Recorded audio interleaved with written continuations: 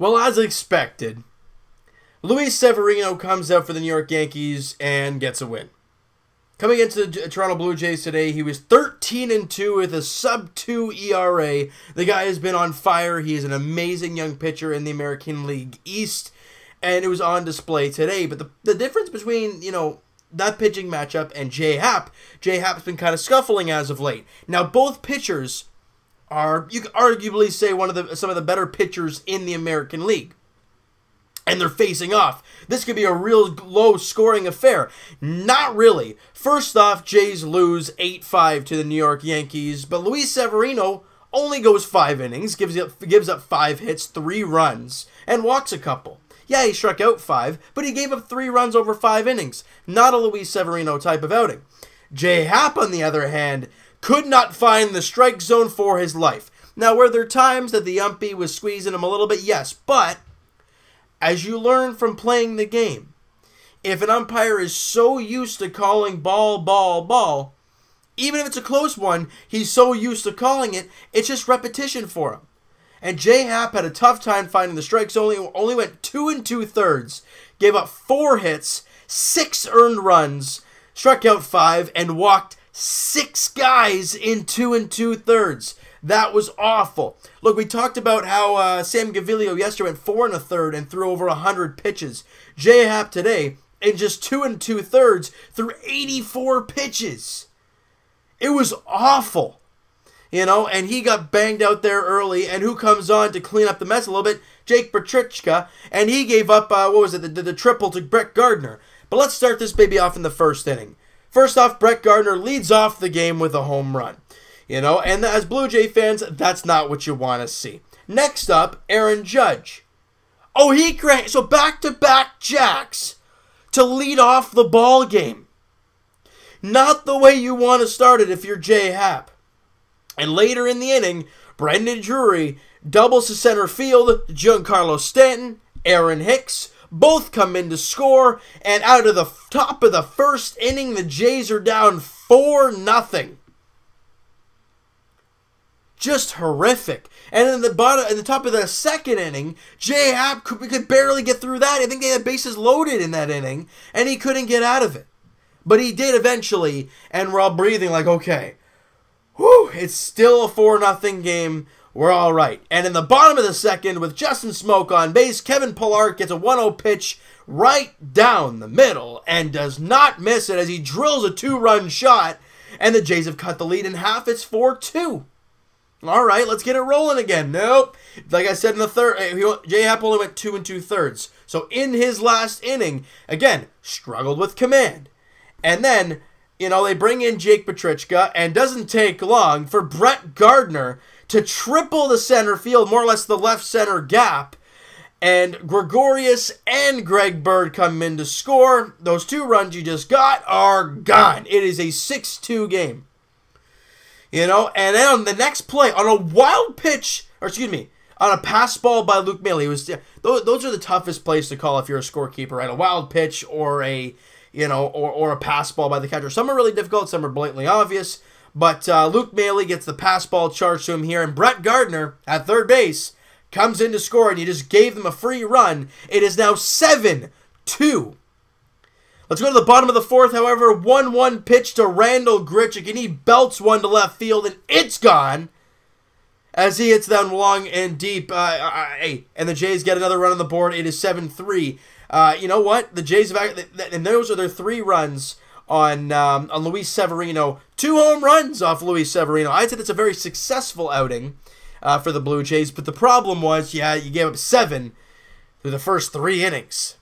That's not what you want to see. That's not a recipe for a win. Bottom 6, however, with Justin Smoke on third. Kevin Pillar to sacrifice fly to center field. Smokey comes in to score, and the Jays have made it a 7-4 game.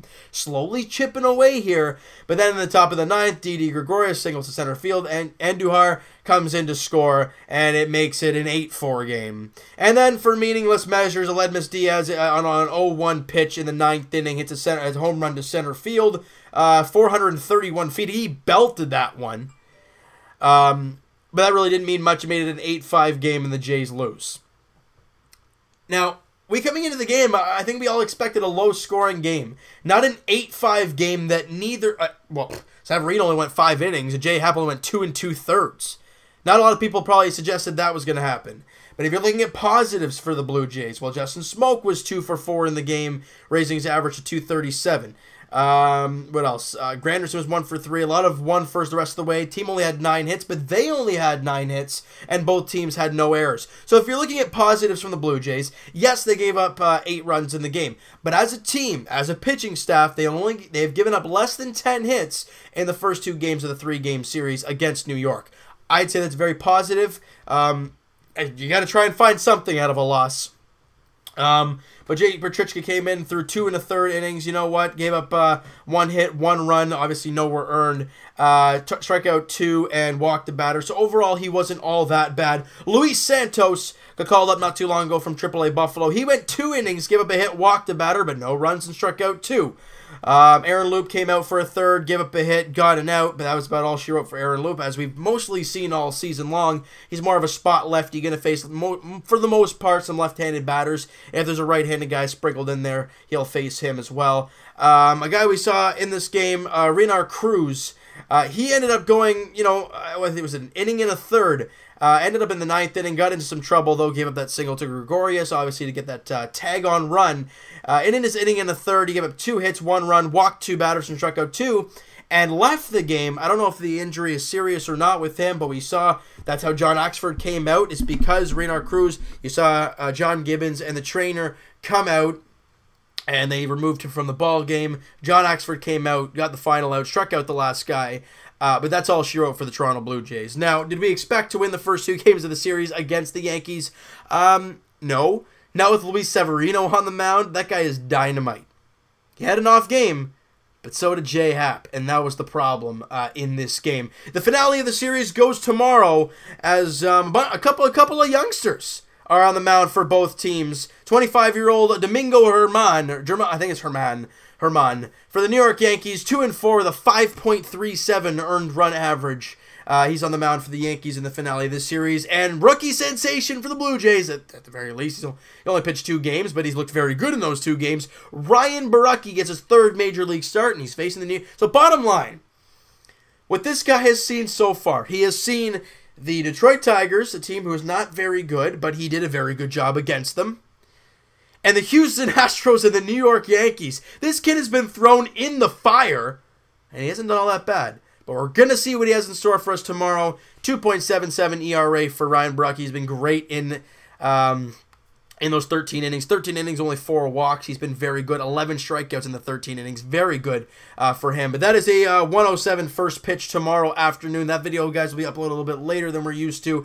I have baseball. I think our second game is at like 3:55 or something like that. So it's going to be a little bit of a later upload, guys. I apologize in advance. But the Jays still have the chance to win the series against the Yankees. The last series at Rogers Center for the season. Then we got to play, obviously, at Yankee Stadium, I think, a couple times. But that is that.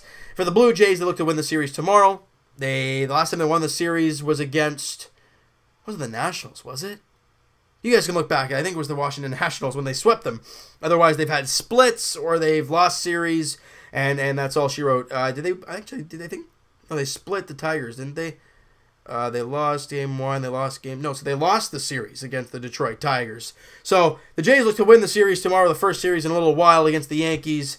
I'm jacked up. So you know what, guys? That is going to do it for this one. You guys enjoyed this video, and you guys didn't really enjoy this game all that much. Hit the like button. I do appreciate that. Hit the subscribe button if you guys have not already. Comment down below what you think of the game. What was the good? What was the bad? What'd you think of J.A Happ? 6 walks. A guy who is really good at commanding the strike zone really didn't at all in this game. I want to hear what you guys have to say about that and the future of the Toronto Blue Jays. Ryan Borucki on the mound tomorrow. All right, so you know what, guys? We'll talk to you guys Tuesday podcast edition. Link is in the description for the podcast channel and for the podcast itself on iTunes, guys. Follow up, send me a DM on the Twitter that is down below in the description as well. Also, guys, we'll talk to you tomorrow early evening, if you want to call it that, as the Jays look for the series win against the New York Yankees. Domingo Germán on the mound for the Yankees. Ryan Borucki on the mound for the Toronto Blue Jays. 1:07 first pitch at Rogers Center. We'll talk to you guys then.